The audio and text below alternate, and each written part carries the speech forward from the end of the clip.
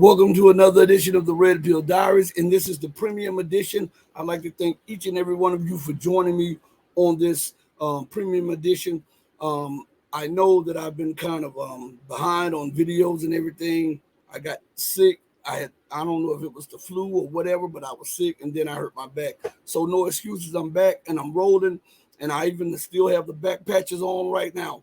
And so I'm going to roll and continue to teach and continue to tell you what's going on and continue to feed you the information that I'm being fed from other people, and also giving you my perception of what is actually taking place. And there's no better time than to go to the news right now and discuss a few issues. Now, first of all, we know that in a succession, Israel has ramped up the bombing of occupied Palestine, especially Gaza, right?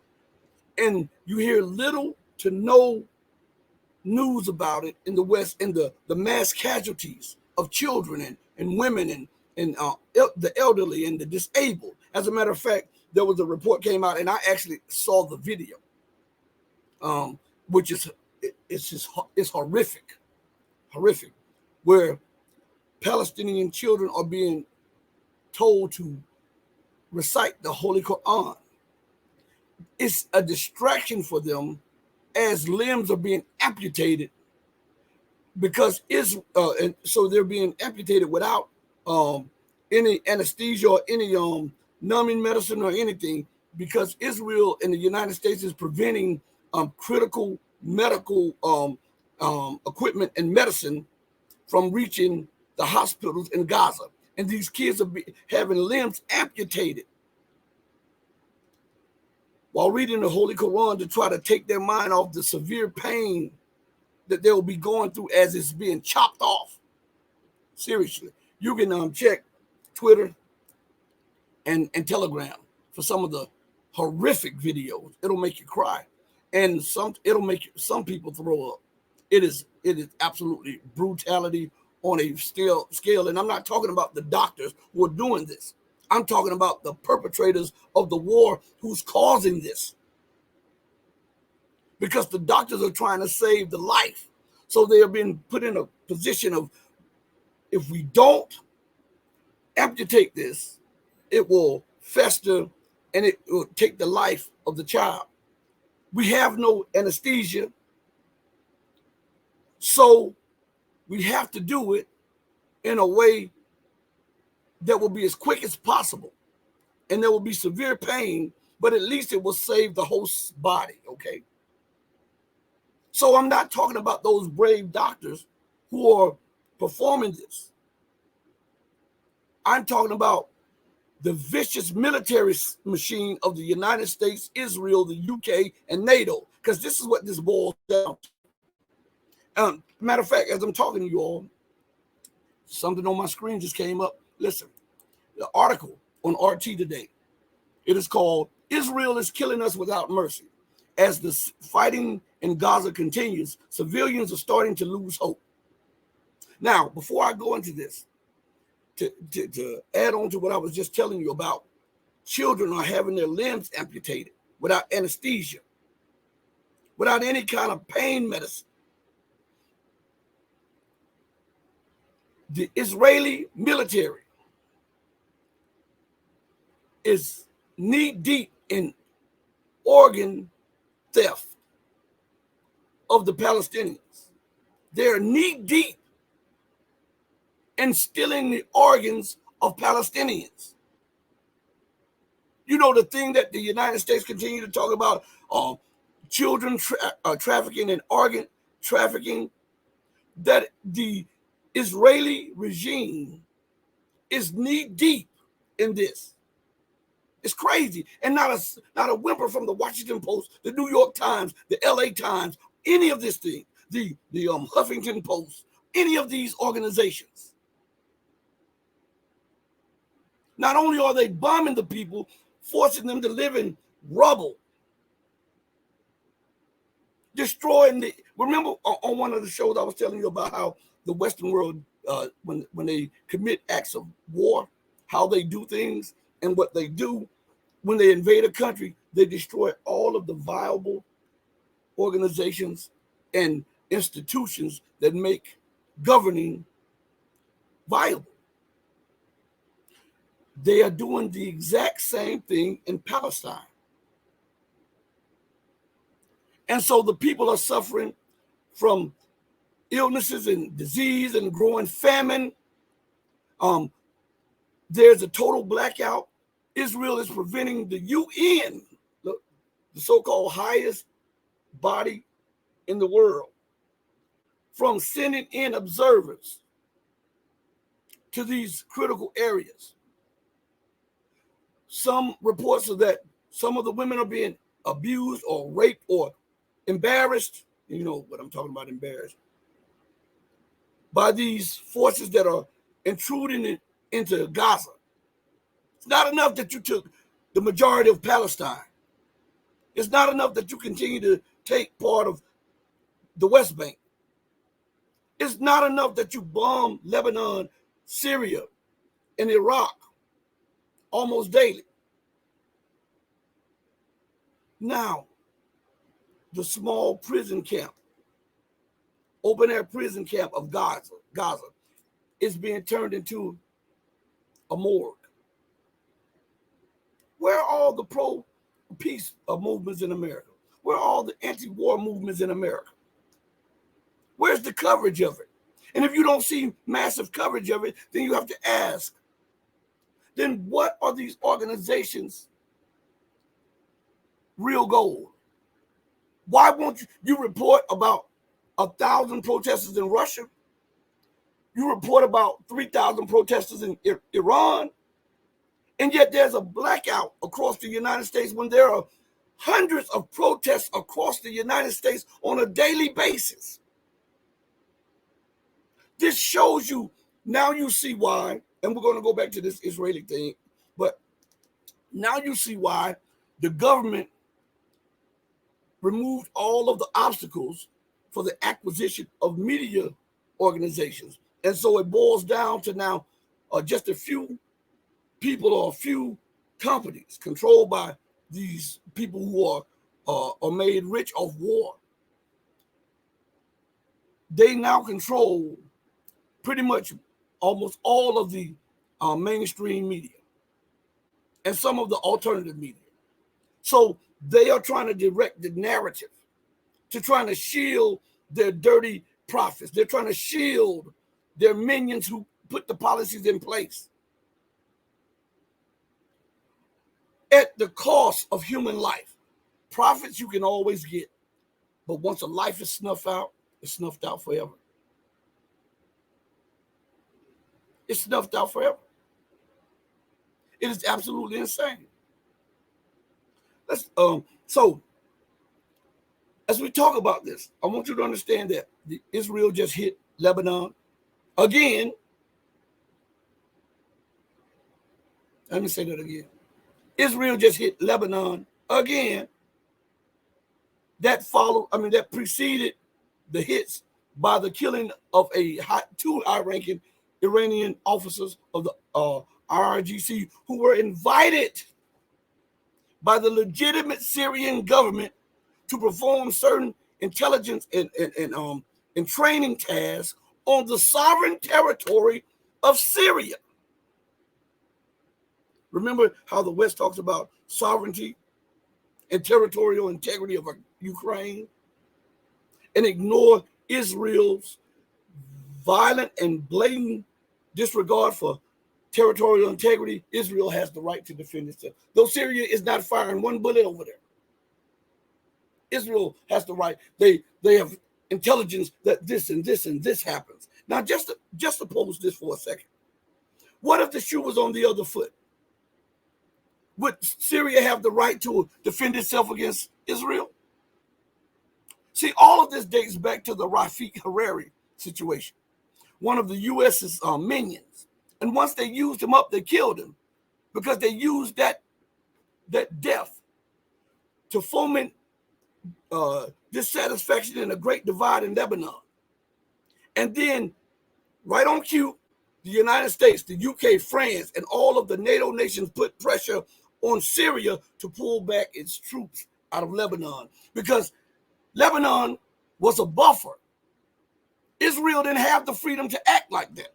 So they were degrading Syrian resistance and Syrian forces under the auspices of trying to free Lebanon. And then they could put their intelligence operatives in Lebanon. And remember, after Assad succumbed to the pressure, which I wouldn't have done, I would have proposed this.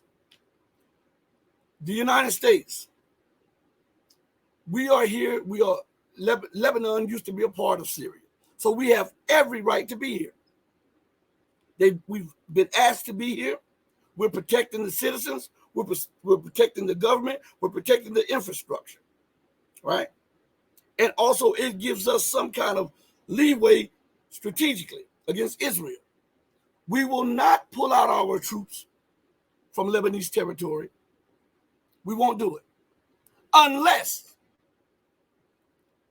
Israel pulls out all of its troops from all of the occupied territories. And on top of that, here's a demand, because we agree with you that the sovereignty of states must be respected. So you pull out of Iraq, you pull out of Jordan, you pull out of all of the surrounding areas, including Turkey. You pull out of Turkey and all of the surrounding Arab nations, because we feel that your presence in these nations that border us and that are around us are a national security threat. So we cannot pull out our troops from Lebanese territory, which we were invited in to stop the daily bombing from Israel. We can't pull back unless you pull back. That goes for the UK, Germany, France, all of you. I agree with you on we must respect the sovereignty of a nation or of nations. I agree with you that we must respect the territorial integrity of a nation or nations. And I agree with you that we must listen to the will of the people of those nations. So now, I also agree with you that there should be a time when we pull out of these territories. So I guess what? We'll go to the United Nations. We'll make this official. Know that we are not against your ideas. We only ask that you take part in your own ideas. We want you to put into motion the same thing that you demand of us and others. Will you say, well, if the U.S. would never go for that, okay, then we wouldn't pull out. Well, the U.S. in the Western coalition would bomb Syria. What the hell do we have right now? Syria pulled out. It was a strategic mistake. It gave Israel more leverage and leeway over Lebanon and over Syrian territory. The United States and NATO nations flooded Syria from the north and from the east with terrorists. And Syria is fighting a war for survival that's over a decade. So you would have had a better chance standing in Lebanon, because right then and there, when war breaks out, it's a justification for Lebanese fighters to be there. And then Syria could have enacted its defense pact with Iran. And this would have put major pressure on the West. You say, well, they haven't done it now. I'm gonna tell you something. See, this is something different. Because let me level with you guys, okay? And let me be straight and blunt with you all. America is bound by Article 5, right, of the NATO Treaty to come to the aid and defense of any NATO nation that is under attack or under a perceived attack, right? Now let me ask you this. Do you believe that America would not react if Iran went into Italy? Regardless of Italy saying, don't worry about it, we can handle them ourselves. Do you believe that the UK, France, and the US would not have reacted militarily? Of course they would have. So I don't understand the thinking of the Middle Eastern nations Well, I do, but I'm just saying this out, as a statement. I don't understand the thinking of the Middle Eastern West Asian nations. You have a defense pact with Syria. When the outbreak of hostility started, you should have implemented the defense pact. Guess what would have happened? Iran, instead of trying to get this image on around the world as we're waiting to be invited by the legitimate government of Syria, to hell with that. You have it on paper, a defense pact. When one is in trouble or under fire, then you are supposed to instantly come to the aid of the other. So when the terrorists was being flooded from northern Syria and from western Syria, and Assad's military was being overrun because the United States not only had these terrorists coming, they had mercenary terrorists from the West coming in also. And Turkey was saying that if you come to the northern border and you fire into Turkey with pursuing terrorists, then Turkey will take that as an act of war. Well, I said, well, hell, you already letting them through your border, so you might as well take that as an act of war. We would rather live on our feet than die on our knees. So Syria could have been a little more intelligent and say, oh, you know what? I see what this is. This is a ploy to get NATO to come in and overthrow me. Here it is. Let's up the ante. Let's openly declare with Iran the activation of the defense clause of the Syrian and Iranian defense pact. What would that entail? That would have entailed Iranian forces deployed to the northern border with Turkey.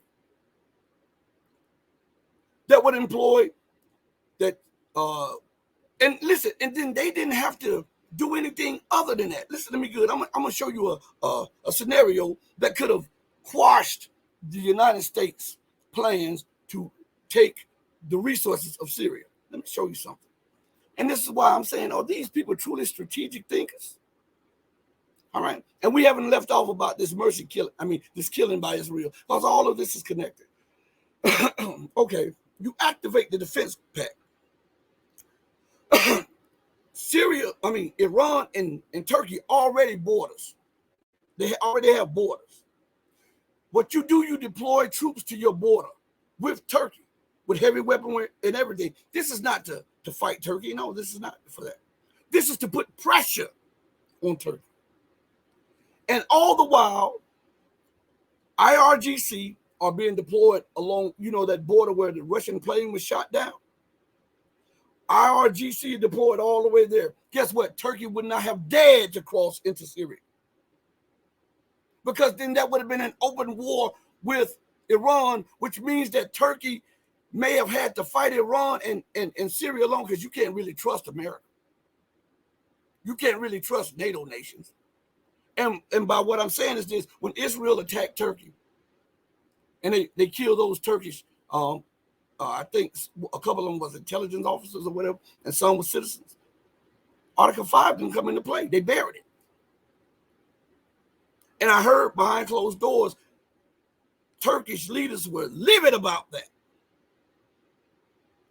So listen, you got Iranian forces deployed to the Turkish-Iranian border, pressure.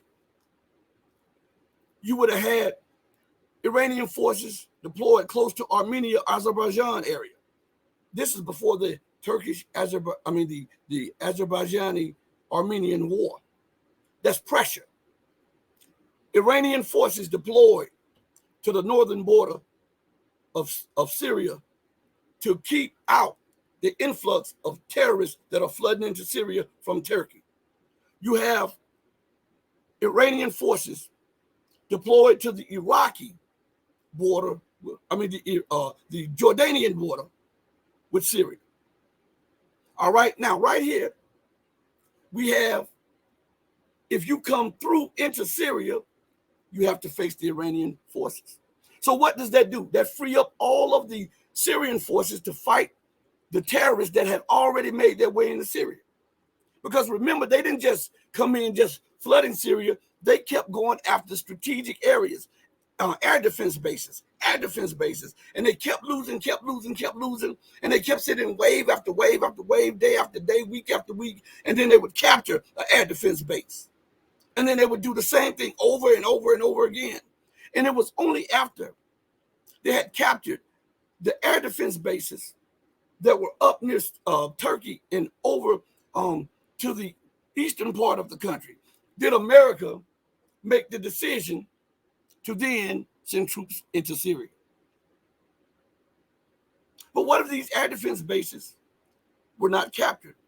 What if Syrian forces were not depleted at the time? What if Iranian forces was there to give a breather to Syrian forces on the border, and the Syrian forces handled the interior fighting? Guess what would happen? If the U.S. intervened, it would have been a declaration of war against Iran and Syria and Lebanon, which means that this thing would have went regional quickly. And this is something that the American economy cannot take. The British economy cannot take. If Turkey would have intervened militarily, it would have put them head to head against the IRGC, which means that either the United States and NATO would have had to pee or get off the potty, as they say on the streets. And I'm doing it in a cleaned up language. They would have either had to come to Turkey's aid, which means war, regional war, or back off until they were able to implement their plan in another way. But they're not doing this. If this was Iran in Italy, NATO would have prevented that. NATO would have intervened. The U.S. would have intervened. These defense pacts must be rock solid, or else they're not worth the paper that they're printed on. And now Syria and Iran are playing catch up. And that's why the whole region is in chaos now. Because they didn't do what they were supposed to do from the jump. And the same goes for Russia. Russia didn't do what it was supposed to do from the jump. Russia had a naval facility there and another base there. Russia could have quickly intervened. I know we say, well, Russia came in with air power. True. But look at, right, even to this day, Russia still allows Syria to be bombed.